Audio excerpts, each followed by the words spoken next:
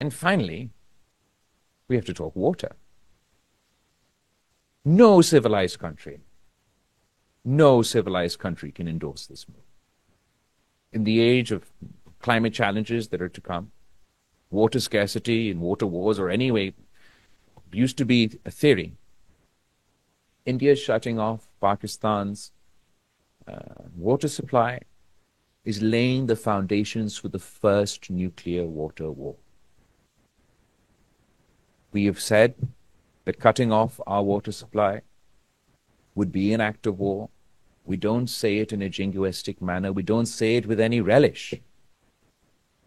It is an existential crisis for us. Any country on the planet, no matter their size, their strength, or their ability, would fight for their survival and fight for their water. India must abide by the Indus Water Treaty.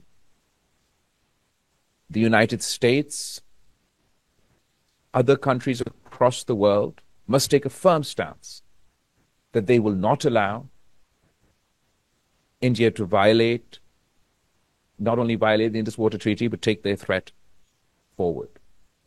You cannot allow this precedent to be set in the Pakistan context, because we'll fight the first war, but it won't be the last. If India is allowed to cut us our water, that means that every upper riparian with hostilities to a lower riparian now has a carte blanche.